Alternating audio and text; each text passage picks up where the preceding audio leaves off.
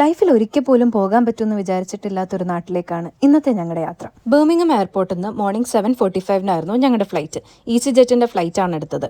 ബാഗിന്റെ size requirements എല്ലാം book ചെയ്യുന്ന സമയത്ത് തന്നെ അവർ ക്ലിയർ ആയിട്ട് മെൻഷൻ ചെയ്തിട്ടുണ്ടായിരുന്നു. അറൌണ്ട് £20 ആണ് പെർ പേഴ്സൺ ഫ്ലൈറ്റ് ചാർജ് ആയത്. മോർണിംഗ് ഒരു 9 ആയപ്പോഴത്തേക്കും ഞങ്ങൾ എഡിൻബറ എയർപോർട്ടെത്തി.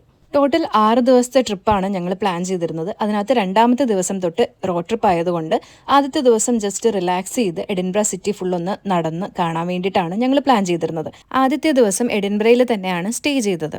ഒരു ബാക്ക് പാക്കേഴ്സ് ഹോസ്റ്റൽ ബുക്ക് ചെയ്തിട്ടുണ്ടായിരുന്നു. ഏകദേശം £42 ആണ് രണ്ടുപേർക്കും കൂടി ഹോസ്റ്റലിന് പ്രൈസ് ആയത്. Ladies only dormitory rooms provide ചെയ്യുന്ന ഹോസ്റ്റൽ നോക്കി സെലക്ട് ചെയ്ത് ബുക്ക് ചെയ്തതാണ്. എഡിൻബറ എയർപോർട്ടിൽ നിന്ന് വേവർലി ബ്രിഡ്ജ് സ്റ്റേഷനിലേക്ക് 100 എയർലിങ്ക് ബസ് എടുത്താൽ നമുക്കെത്താം. അവിടുന്ന് ഒരു 5 to 6 minutes വാക്കിംഗ് ഡിസ്റ്റൻസ് ആണ് ഹോസ്റ്റലിലേക്കുള്ളത്. വളരെ നീറ്റ് ആൻഡ് ക്ലീൻ ആയിട്ടുള്ളൊരു സ്റ്റേ ആയിരുന്നു. ഡീസൻ്റ് ആയിട്ടുള്ള ഒരു ഡോർമെറ്ററി ബെഡ് സ്പേസും അവർ പ്രൊവൈഡ് ചെയ്തു. ഏർലി ചെക്ക് ഇൻ അവൈലബിൾ അല്ല. ചെക്ക് ഇൻ ടൈമിന് മുന്നേ ഞങ്ങൾ എത്തിയത് കൊണ്ട് തന്നെ ഞങ്ങളുടെ ലഗേജ് വെക്കാനുള്ള സ്പേസ് അവർ പ്രൊവൈഡ് ചെയ്തിട്ടുണ്ടായിരുന്നു. അങ്ങനെ ലഗേജ് എല്ലാം വെച്ച് കുറച്ച് നേരം റിലാക്സ് ചെയ്തതിന് ശേഷം ഞങ്ങൾ എഡിൻബറ കാസിൽ കാണാൻ വേണ്ടിയിട്ട് പോയി. ഹോസ്റ്റലിൽ നിന്ന് ഒരു 10 to 12 minutes വാക്കിംഗ് ഡിസ്റ്റൻസ് ആയിരുന്നു കാസിലേക്ക്. ഒരാൾക്ക് കാസിലേക്ക് ടിക്കറ്റ് പ്രൈസ് ആയത് £23.50 ആണ്. നമ്മൾ വിസിറ്റ് ചെയ്യുന്ന ടൈം അനുസരിച്ചും സ്ലോട്ട് അവൈലബിലിറ്റി അനുസരിച്ചും ടിക്കറ്റ് ചാർജിൽ ഡിഫറൻസ് ഉണ്ടാകും. കാസിലിനകത്തുള്ള മ്യൂസിയത്തിൻ്റെ എൻട്രൻസും ഈ ഒരു ടിക്കറ്റിൻ്റെ കൂടെ കോംപ്ലിമെൻ്ററി ആണ്. ഞങ്ങൾ ഓൾറെഡി ടിക്കറ്റ്സ് പോകുന്നതിന് മുന്നേ തന്നെ കാസിലിൻ്റെ ഒഫീഷ്യൽ സൈറ്റിൽ നിന്ന് ബുക്ക് ചെയ്തിട്ടുണ്ടായിരുന്നു. കാസിലിലെ വ്യൂ പോയിന്റ്സ് നോക്കിയാൽ എഡിൻബറ സിറ്റിയുടെ നല്ലൊരു വ്യൂ നമുക്ക് കാണാം. എല്ലാ മൺഡേ ടു സാറ്റർഡേ ഉച്ചയ്ക്ക് 1 മണിക്ക് ഇവിടെ ഗൺ സെറിമണി നടക്കാറുണ്ട്.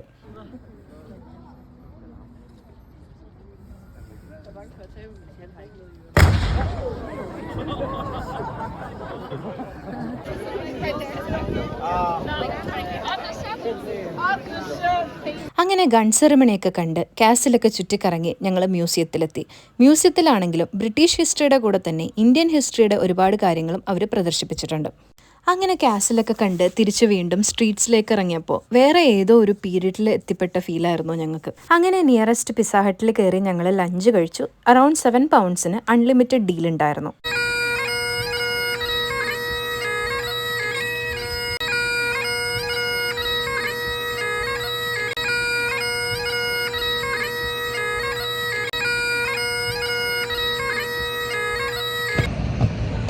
അങ്ങനെ ഞങ്ങൾ കാസിലൊക്കെ പോയി.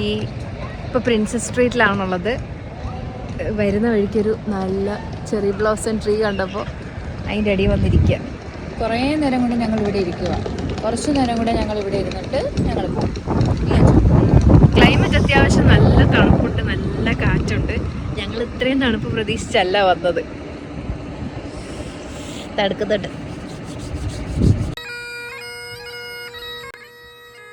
കാസിൽ നിന്ന് ഞങ്ങൾ നേരെ പോയത് പ്രിൻസസ് സ്ട്രീറ്റിലേക്കാണ്. ഏകദേശം 10 to 15 minutes വാക്ക് ഉണ്ടായിരുന്നു. സ്കോട്ട് മോണുമെൻറ്റും പ്രിൻസസ് സ്ട്രീറ്റ് ഗാർഡൻസും നാഷണൽ ഗാലറി ഓഫ് സ്കോട്ട്ലൻഡ് അങ്ങനെ ഒരുപാട് കാര്യങ്ങൾ പ്രിൻസസ് സ്ട്രീറ്റിലുണ്ട്. അതേപോലെ തന്നെ എഡിൻബറ കാസിലിൻ്റെ നല്ലൊരു ഡിസ്റ്റൻറ്റ് വ്യൂവും നമുക്ക് ഇവിടുന്ന് കിട്ടും.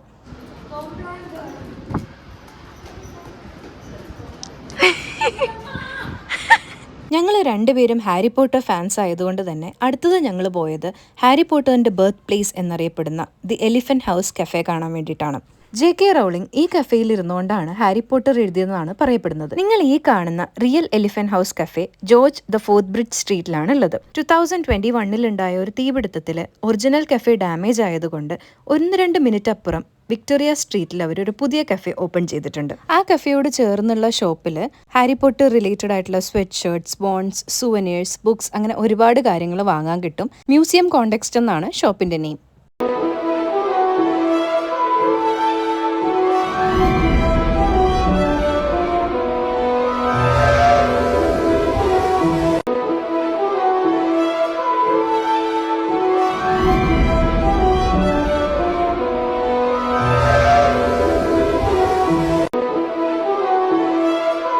ലാസ്റ്റ് ഞങ്ങൾ പോയത് ഗ്രേഫ്രയേഴ്സ് കിർക്ക്യാർഡ് എന്ന് പറയുന്ന ഓൾഡ് സെമിത്തേരിയിലേക്കാണ്. ഈ കാണുന്നത് ബോബി എന്ന പേരുള്ള ഒരു സ്കൈ ടെറിയർ നായയുടെ സ്റ്റാച്ചു ആണ്. ബോബിയുടെ ഓണർ ഗ്രേഫ്രയർ മരിച്ചതിന് ശേഷം 14 വർഷം ബോബി അദ്ദേഹത്തിന്റെ ഗ്രേവിന് കാവലിരുന്നു എന്നാണ് പറയപ്പെടുന്നത്. ഗ്രേഫ്രയറിന്റെ കൂടെ തന്നെ ബോബിയെയും ഇതേ ഗ്രേവ് യാർഡിൽ തന്നെയാണ് അടക്കിയിരിക്കുന്നത്.